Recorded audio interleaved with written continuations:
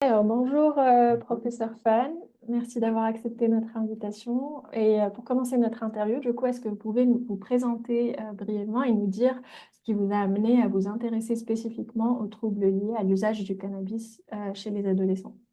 Alors, moi, je suis psychiatre pour enfants et adolescents et addictologue. J'ai les deux qualifications.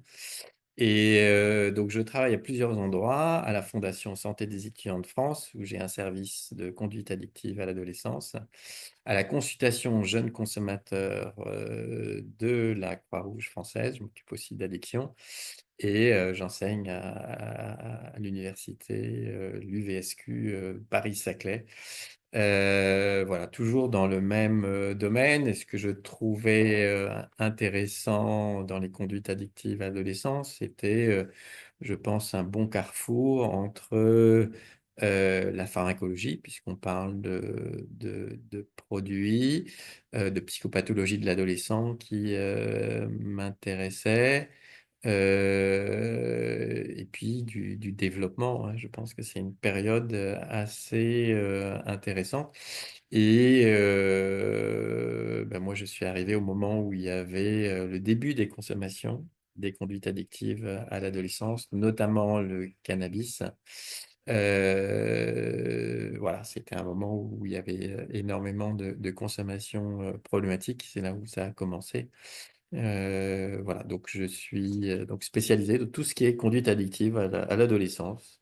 Voilà, c'est un domaine qui m'intéresse. Alors, je rappelle du coup qu'on est là aujourd'hui pour parler justement des troubles liés à l'usage du cannabis à l'adolescence, en se basant sur votre article disponible sur l'EMC Psychiatrie, sur la plateforme ClinicalKeyNow. Donc, référence à votre article justement, selon les données épidémiologiques récentes, comment évolue la consommation de cannabis chez les adolescents, pardon, et quels sont les principaux facteurs qui expliquent cette tendance?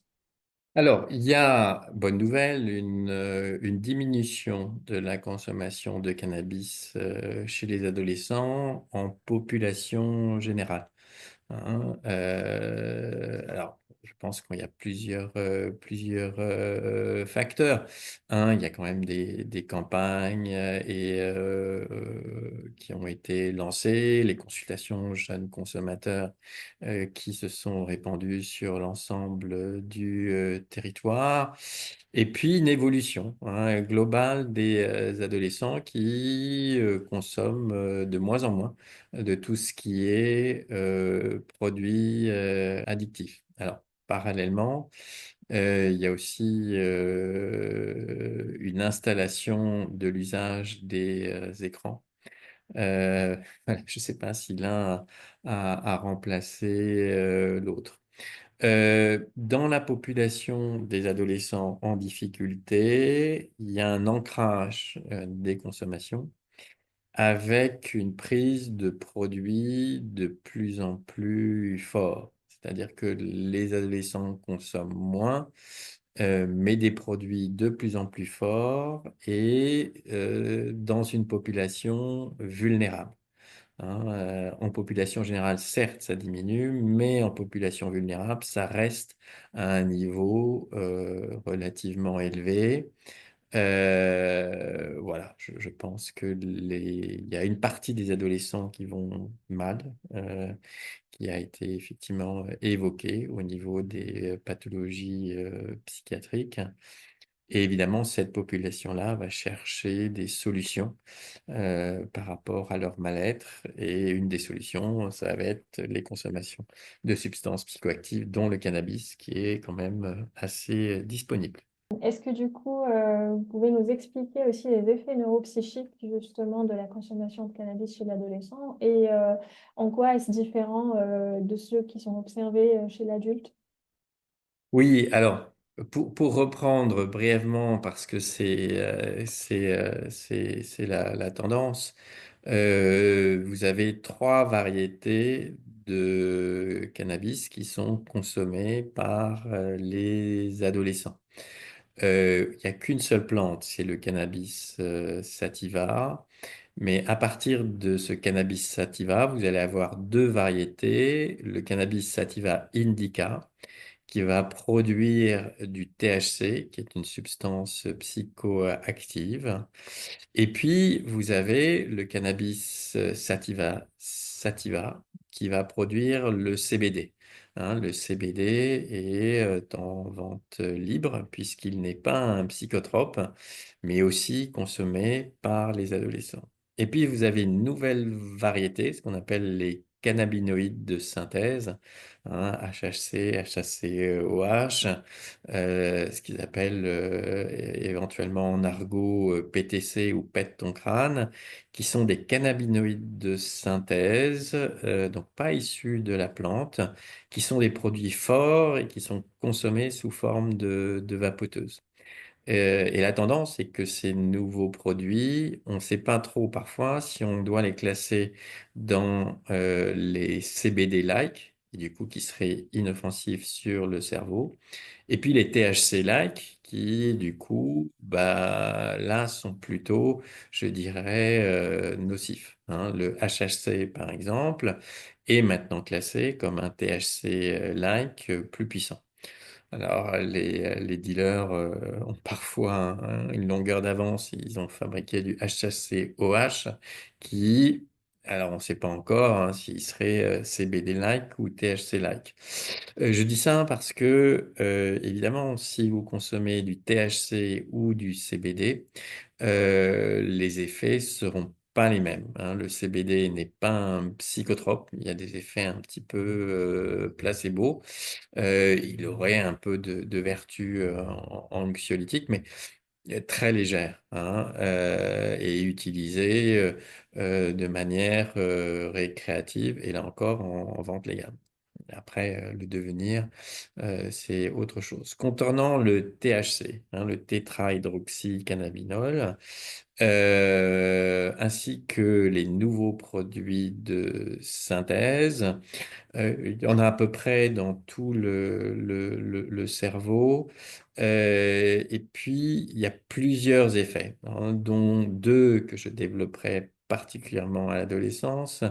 Le premier, c'est le développement des troubles cognitifs et notamment des atteintes de la mémoire et notamment de la mémoire de travail, qui est une action constante. Hein. Chez tous les fumeurs, ils ont au moins les troubles de la mémoire, mémoire récente, et qui peut entraîner des troubles cognitifs beaucoup plus importants, avec des difficultés d'effectuer certaines tâches où on a besoin de sa mémoire de travail.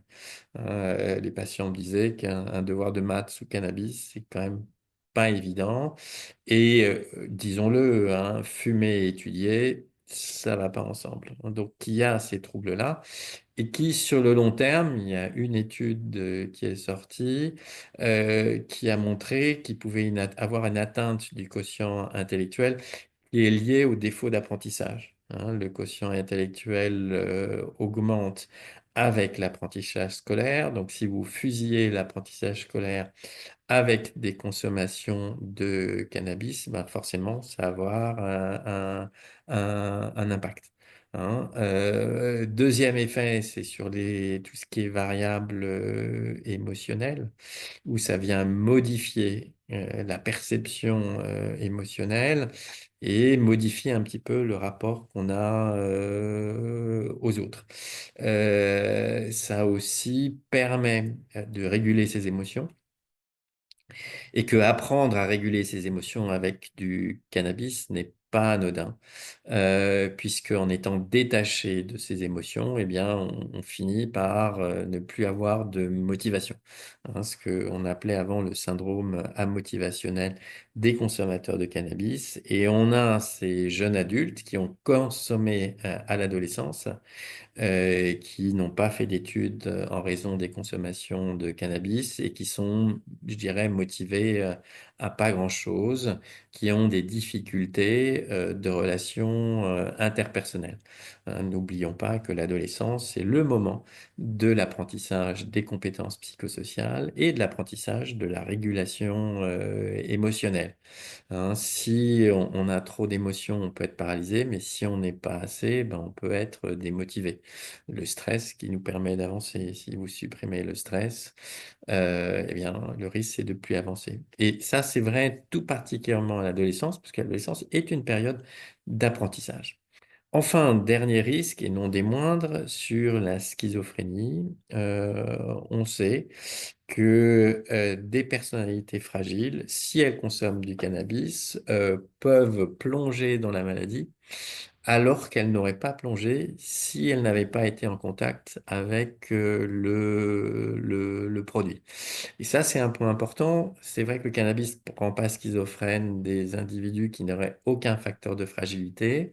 Mais il y a une proportion d'adolescents, estimée entre 5 et 10%, qui ont une fragilité, qui peuvent développer des troubles au moment de l'adolescence, et que si ces personnes ne consomment pas, eh bien, passeront cette période un petit peu sans encombre. Il y aura des difficultés, mais qui seront résolutives. Chez cette population-là, consommer du cannabis va être particulièrement dangereux, puisqu'il va faire plonger dans la maladie, qui, une fois qu'elle est déclenchée, eh bien, n'est pas curable. Hein. On peut amoindrir les symptômes de la schizophrénie, mais on n'en guérit pas. Hein. Donc, pour résumer, trois actions sur les variables cognitives, avec les défauts d'apprentissage, sur les variables émotionnelles, avec des problèmes d'interaction avec les autres et la motivation sur le long terme, et puis les troubles psychiatriques, et en particulier la schizophrénie. Quels sont alors du coup les principaux facteurs de risque et de protection concernant le développement des conduites addictives liées au cannabis? Oui, alors ça, c'est un point, je dirais, important. On peut classer les facteurs de risque et les facteurs de protection sur trois grandes catégories. Les facteurs individuels, propres à l'adolescent, les facteurs environnementaux, la famille, l'environnement, et puis les facteurs liés aux produits. Hein. Dans les années 70, on avait des concentrations qui étaient 2 à 3%. Dans les années 90, c'est monté à 10. Et actuellement, on a des produits qui titrent à 20, 25%. Hein. C'est comme consommer régulièrement des bières ou du whisky, l'effet ne sera pas la même. Donc il y a cet effet, évidemment, concentration du produit et précocité des consommations. Plus on consomme des produits forts, plus on consomme précocement, notamment à 15 ans, plus les risques vont augmenter. Hein. Ça, c'est pour la partie produit. Pour la partie environnement, le premier facteur et de risque et de protection sont les liens avec la famille. Hein. Un environnement dit sécure. Alors, l'environnement sécure, ça fait appel aux théories de l'attachement, mais ça va être important, c'est-à-dire que l'enfant ou l'adolescent a un certain nombre de demandes de protection, d'interaction, etc. Et les parents y répondent de manière adéquate. Eh bien, plus ils répondent de manière adéquate, plus l'enfant ou l'adolescent va intégrer cette relation parentale, et plus ça va être possible de, je dirais, s'épanouir et prendre de l'indépendance vis-à-vis des parents. Pour prendre une métaphore, l'adolescence serait une fusée sur un pas de tir. Si le pas de tir est solide, si tout est en place, et ben, le pilote de la fusée veut dire, voilà, je peux décoller, et la fusée va partir droite. Si les bases sont pas solides, s'il y a eu des conflits parentaux, si l'enfant a été le témoin de conflits parentaux, où l'enfant est pris à partie, hein, c'est ce qu'il y a de pire, s'il a subi des traumatismes, eh bien, je dirais, la base n'est pas solide. Donc, non seulement il hésite à partir parce que la base n'est pas solide, mais quand la fusée part, elle part de travers parce que la base n'est pas été solide. Donc, il y a ça au niveau de l'environnement familial, hein, si les pratiques sont cohérentes, si les liens sont de qualité, si les parents ont respecté son intimité, s'il n'a pas été pris à partie. Tout ça va créer des bases solides. À l'inverse, hein, et bien évidemment, les bases ne seront pas solides. L'environnement familial est une chose, l'environnement évidemment sociétal en est une autre. C'est plus facile de grandir sans consommation dans un environnement qui ne consomme pas plutôt que dans un environnement qui consomme, hein. Les liens avec les pairs vont être extrêmement importants à l'adolescence. La fête va être quelque chose d'important. Il y a les fêtes avec cannabis et les fêtes sans cannabis. Néanmoins, je dirais, il ne faut pas, euh, je dirais surévaluer, hein, la question des pères, hein. Pour les parents, les pères ont souvent le rôle de dire, voilà, c'est pas nous, c'est les pères. Même si les pères dévient, si les pratiques parentales sont correctes, ça viendra compenser. Mais c'est quand même un facteur de risque important lié à l'environnement. Enfin, une société, hein, stressante, à l'avenir incertain, peut être aussi un facteur de risque.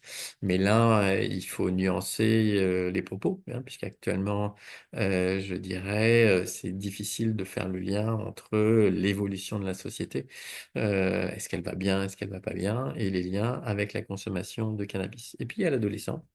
L'adolescent, c'est ce qu'il a été, ce qu'il est, ce qu'il souhaite devenir, hein. Donc, ce qu'il a été, évidemment, tout traumatisme dans l'enfance, hein, notamment dans notre public de jeunes filles. Là. On est un peu inquiet par rapport à l'importance des traumatismes sexuels et l'impact que ça a au moment de l'adolescence. Ça va avoir quelque chose qui va être important. Les pathologies psychiatriques, hein, l'entrée dans la schizophrénie, le trouble bipolaire, les troubles dépressifs et anxieux, toute la comorbidité psychiatrique va être des facteurs de risque, hein. Et puis, il y a l'adolescent, ses capacités, je dirais, d'estime de soi, hein. Et l'estime de soi renvoie à l'amour de soi, à l'évaluation de soi et comment on se projette dans l'avenir, où certains jeunes auront plus de difficultés pour des raisons diverses et variées. Et ça va être aussi important, hein. Donc voilà, ces trois facteurs, les concentrations, les pratiques parentales, l'environnement, la personnalité et les facteurs psychiatriques sont l'ensemble des facteurs de risque. Voilà. Alors la protection, c'est simple, c'est l'absence de pathologie, l'adolescent qui se sent bien dans sa tête. Et puis un autre facteur aussi dans les facteurs de protection, c'est l'adolescent qui a acquis des capacités de ressentir du plaisir autrement que par les produits, hein. Le sport, la pratique des instruments de musique, etc., sont autant de facteurs protecteurs. N'oublions pas que le cannabis est consommé par plaisir au départ et qu'il y a deux moyens d'avoir un plaisir, hein, soit de manière naturelle avec des activités sportives, littéraires, intellectuelles, ou de manière artificielle avec la consommation de substances psychoactives qui vont stimuler le plaisir, mais de manière artificielle, malheureusement. Et du coup, quelles sont les approches thérapeutiques recommandées pour accompagner ces adolescents présentant un trouble lié à l'usage du cannabis? Hmm. Alors, il y a trois niveaux de prise en charge. Il y a la prévention, il y a les consultations, et puis il y a les hospitalisations. Sur la prévention,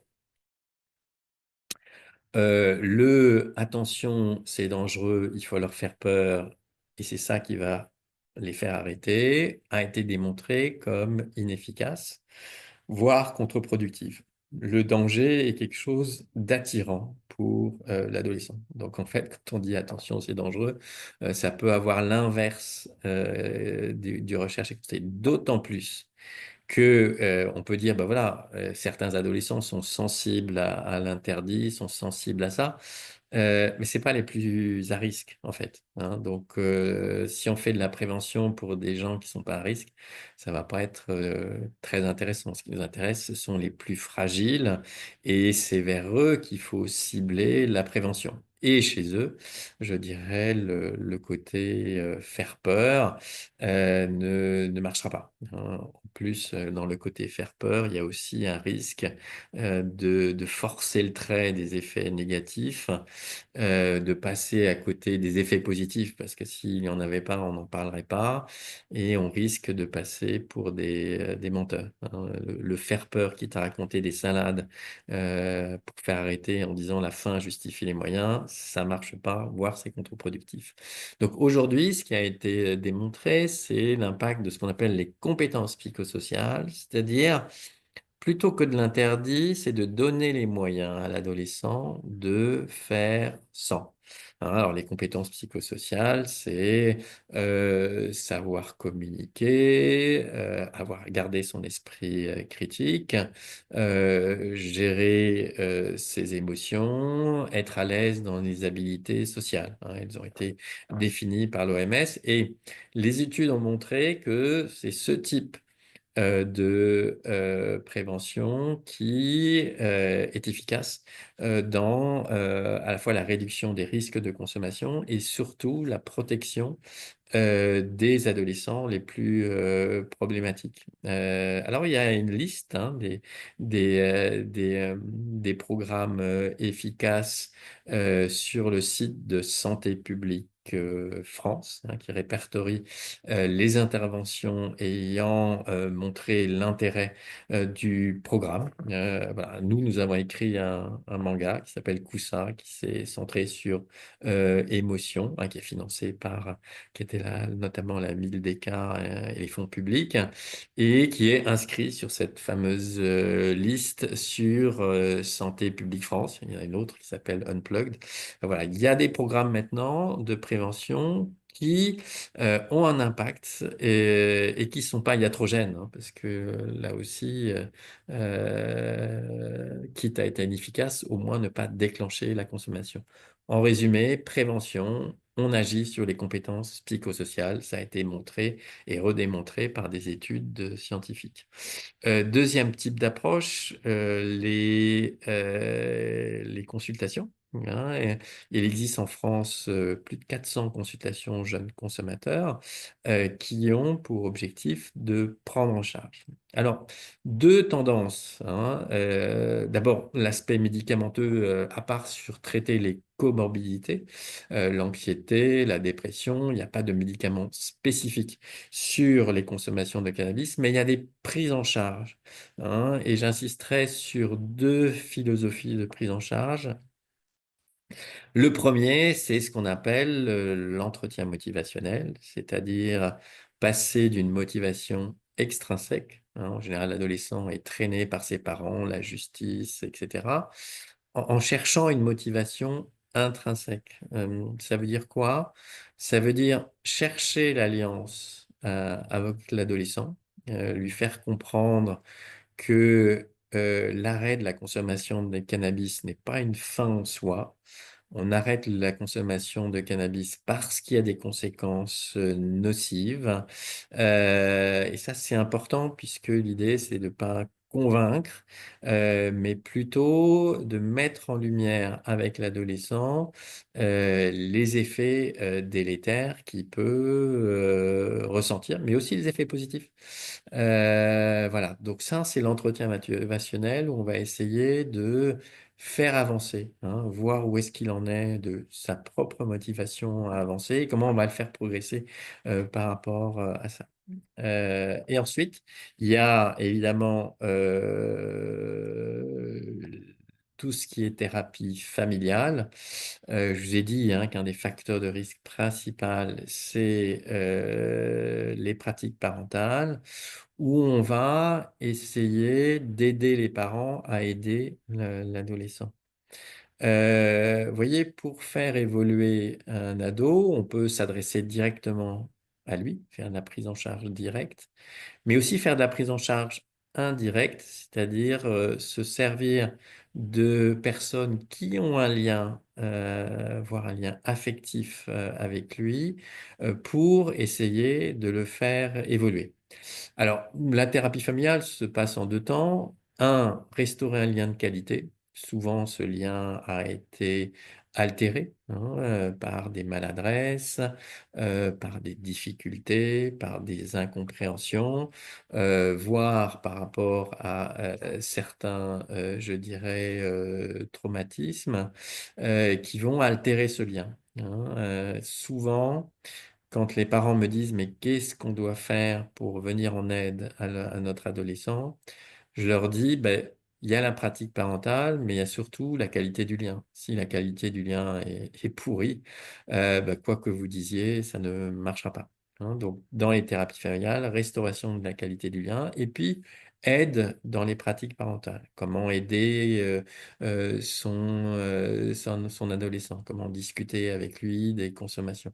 Comment réaménager sa scolarité, ses espaces, ses loisirs en fonction de ça, va être, la deuxième partie, Alors ces thérapies ont été évaluées, ce qu'on appelle les thérapies, multidimensionnelles où on essaye justement de faire ça. Et puis vous avez les hospitalisations qui peut, alors hospitalisation, il y a la question du sevrage, mais encore une fois, c'est pas miraculeux, On dit qu'il faut être bien pour arrêter et pas arrêter pour être bien. Souvent, quand on arrête la consommation de cannabis, si on s'intéresse pas, aux facteurs de risque, sous-jacents et ben, dès qu'ils ressortent, bah, ça retombe. Dans notre unité, on a une unité soins-études dans laquelle les adolescents sont à la fois hospitalisés, sevrés et réintroduits dans une scolarité, ce qu'on appelle le service soins-études. On a des résultats très intéressants parce qu'on ne fait pas que sevrer, À l'adolescence, la consommation n'entraîne pas que des symptômes physiques. On est au début. En revanche, il y aura, je dirais, une dépendance lié à ce que le produit procure. Je donne un exemple, mais c'est juste un exemple. Mes résultats scolaires sont mauvais. J'ai une estime de moi dans les chaussettes, je suis un peu déprimé. Je fume, je me sens mieux. Tous mes soucis sont mis de côté et comme je fume, bah, ma scolarité, va encore moins bien. Donc mes résultats sont encore moins bons. Mes parents, deviennent, anxieux et ça accroît, mon anxiété et mon envie de consommer. Donc ça, c'est dans notre service, c'est de casser ce cercle vicieux, c'est-à-dire à la fois de sevrer et de les réintroduire dans une scolarité, valorisante. Alors on commence par un petit peu de cours et puis on augmente pour arriver au cercle vertueux, et on en a j'ai des exemples du service où, les patients se sèvrent, commencent une scolarité, sont suivis en thérapie familiale, améliorent leur lien aux parents, commencent à améliorer leur scolarité et de ce fait, entretiennent, le sevrage. Voilà ce que je voulais dire sur les prises en charge. Donc, en guise de conclusion, justement, quels sont les messages essentiels que vous souhaitez transmettre à vos confrères, consoeurs professionnels de santé? Alors, la question, c'est d'abord la qualité du lien que vous avez avec l'adolescent. Ça va être un premier point important et cette qualité du lien, si je peux le résumer en une phrase, la différence entre un adulte et un adolescent, c'est que l'adolescent est plus émotionnel qu'intellectuel. Le cerveau arrive à maturité vers 20-25 ans et le développement de l'adolescence c'est physique, ensuite émotionnel et les capacités intellectuelles arrivent à maturité entre 20 et 25 ans. Avant, dans mon adolescence, c'est des boules émotionnelles et que le premier conseil que je donne, un petit tip, pratique, quand vous voyez un adolescent rentrer à votre cabinet, si vous voulez prendre en charge, il faut vous poser la question: que ressent-il comme émotion? Et je vais essayer de faire mon entretien en fonction de ça. Hein, la reconnaissance de son état émotionnel. Tiens, tu te sens triste ou t'es ennuyé ou je te sens en colère va être la première étape de la création du lien. Le deuxième, c'est éviter le jugement moralisateur. Ça, ils n'aiment pas, puisque le jugement moralisateur ne tient pas compte des difficultés de l'adolescent. Le troisième conseil,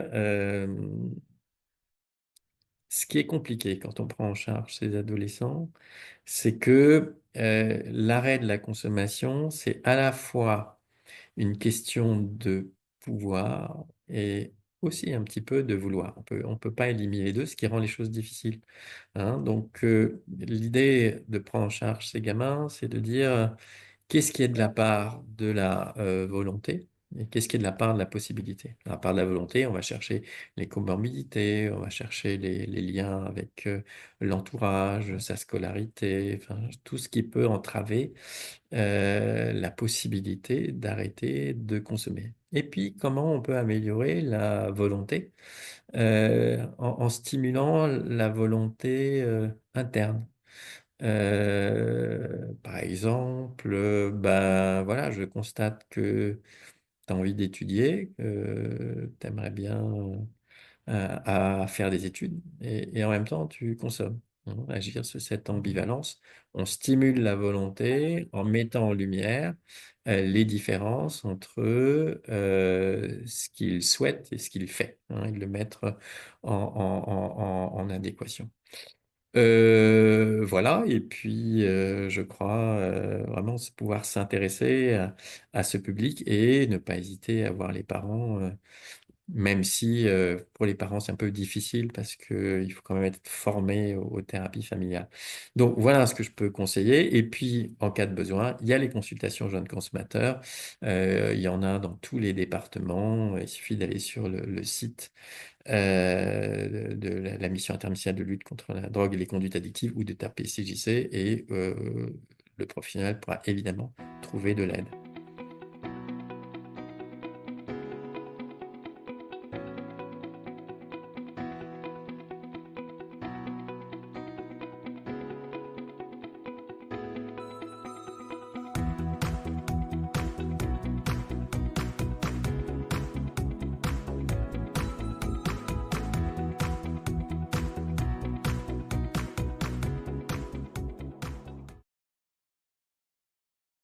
Thank you.